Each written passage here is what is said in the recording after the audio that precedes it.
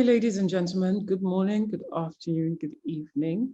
My name is Anani, and I will be discussing on foolproofing the future of your family enterprise.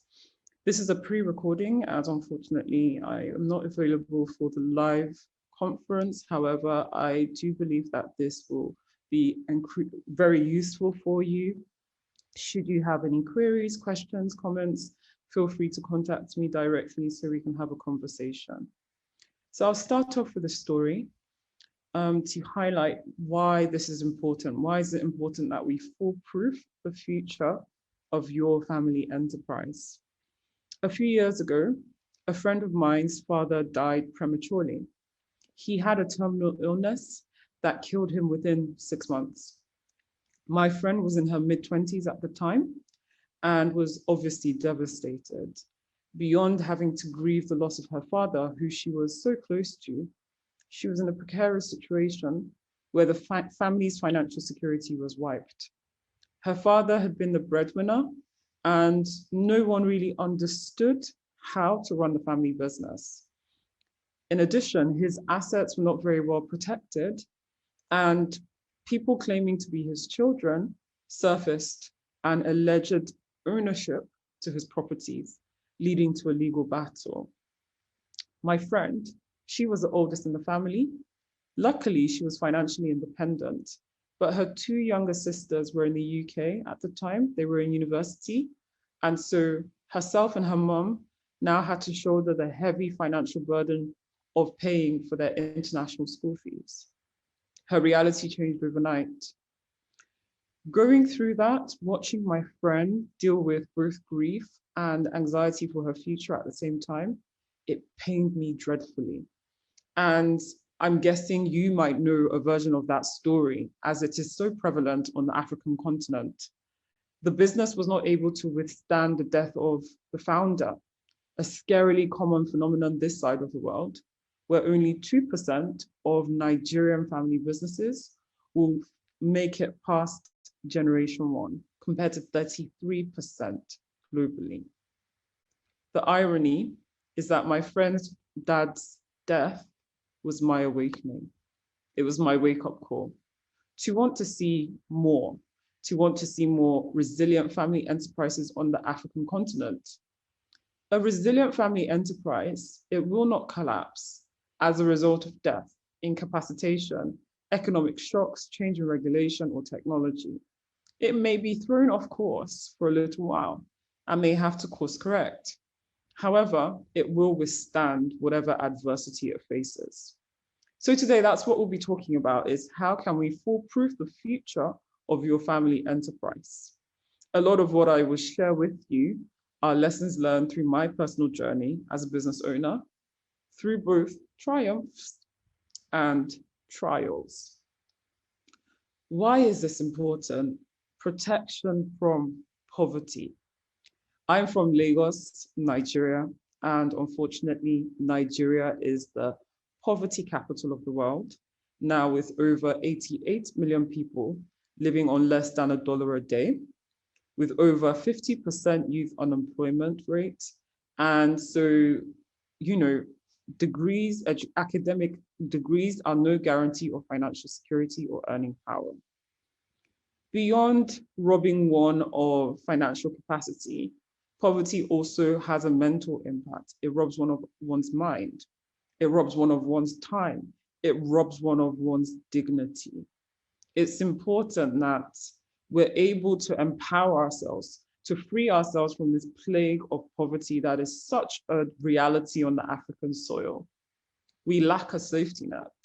We don't have a social safety welfare system, unlike Europe or North America. This is our safety net, our family businesses. We can ensure that our family businesses become generational wealth machines, generating wealth that ensures that our next generation have food, shelter, education, access to capital, to start their own businesses, which will be their sources of livelihood. So it's really important that we create wealth and protect wealth that becomes a safety net for the future generations to come, and that we train the next generation so that they are also able to create wealth themselves. Second reason is to leave a legacy.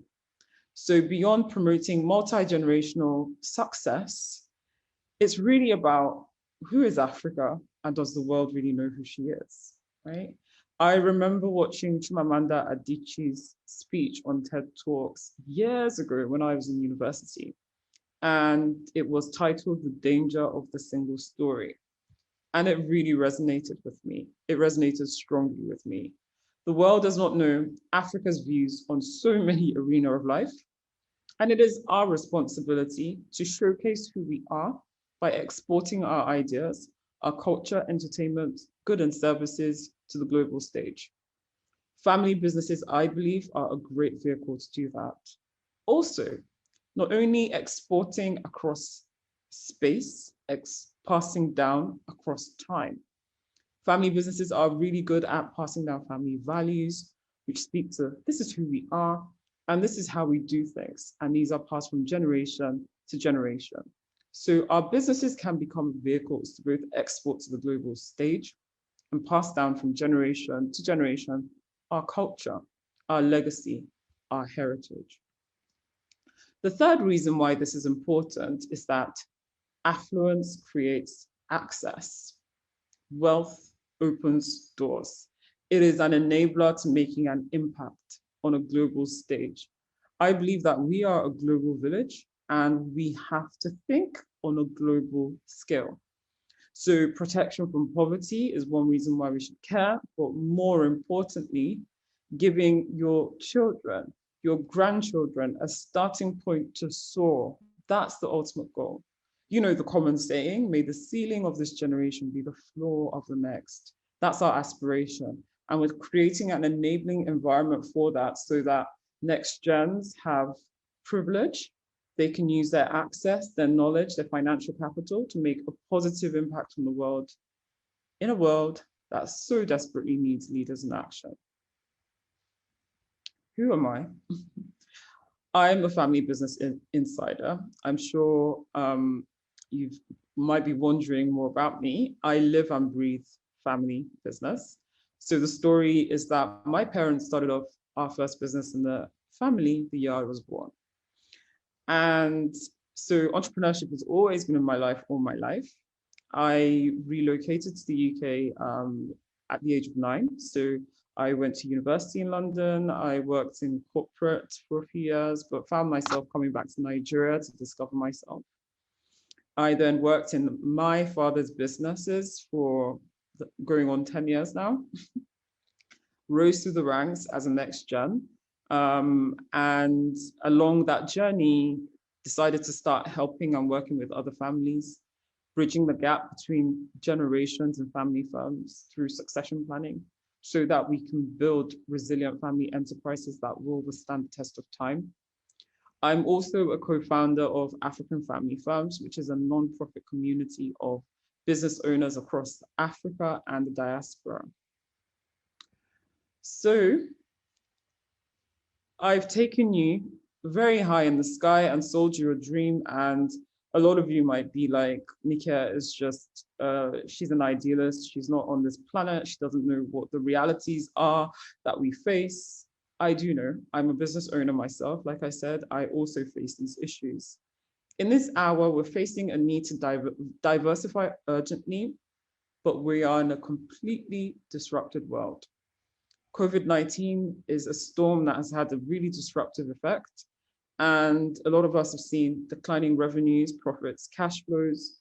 And it's like a ship that has capsized in the face of a violent storm. And initially the focus was, let's come to surface, let's just survive. But now over time, our focus is getting back on course to ensure that we're moving towards the destination of multi-generational success. But in trying to drive towards this destination, we may encounter debris in the water, forcing us to consider alternative routes.